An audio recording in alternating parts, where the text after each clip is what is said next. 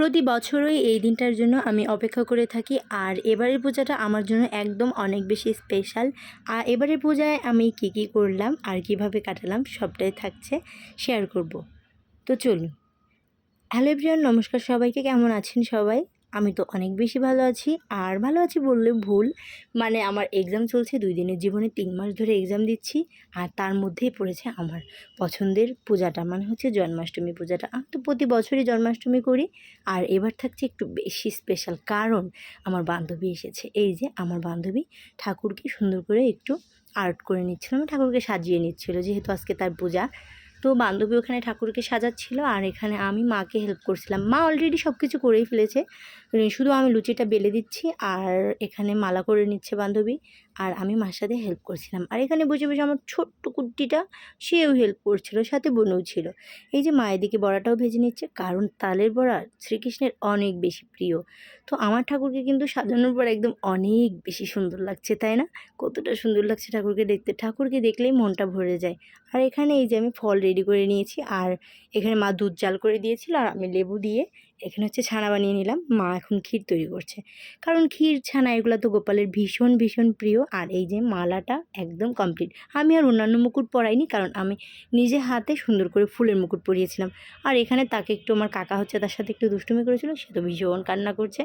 এখন এই যে সুন্দর করে বানানো হয়েছিল লুচি, তালের বড়া, আর হচ্ছে কলা বড়া বানানো হয়েছিল, পাটিসাপটা, এরপর সুজি, ওটাকে কী বলে, মালপোয়া, আর সব রকম ফল, মোটামুটি সাধ্যের মধ্যে যা যা পেরেছি চেষ্টা করেছি।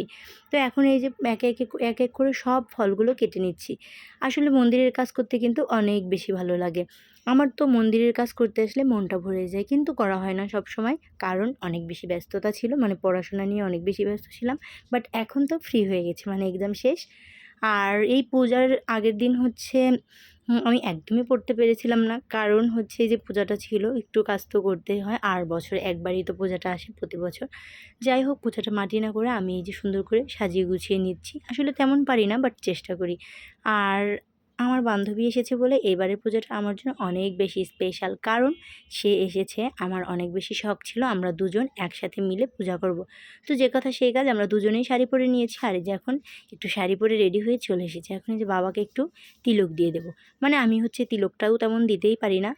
আর বাবা হচ্ছে আমাকে শিখিয়ে দিচ্ছিল, ওই আঙুল দিয়ে দেয় না, এই যে এই পাশে হচ্ছে অনামিকা আঙুল দিয়ে দিতে হয়। তো আমি জানতাম না, এই জন্য আর কি বাবা বলে দিল। এখন ঠিক করে বাবাকে তিলকটা পরিয়ে দিচ্ছি। আর এই যে আমার বান্ধবীও একদম রেডি। তো আমরা চলে যাচ্ছি একটু গোপালের সাথে ছবি তোলার জন্য, মানে চলে যাচ্ছি বলতে সামনেই, আমাদের বাড়ির সামনে একটু এসেছিলাম, যেহেতু ঠাকুরকে কাঁচা দুধ, মধু এগুলা দিয়ে অভিষেক করা হবে, তাই ভাবলাম তার আগে একটু ঠাকুরের সাথে ছবি তুলে নিই। তো ছবি টবি তোলা শেষ, এখন এই যে চলে এসেছি, বাবাও পূজায় বসে গিয়েছে। পূজা প্রায় শেষের দিকে, মানে এখন এই যে আরতি করে নিচ্ছে। পূজা প্রায় শেষ, এখন আরতি করা শেষ হলে আমরা হচ্ছে অঞ্জলি দেবো।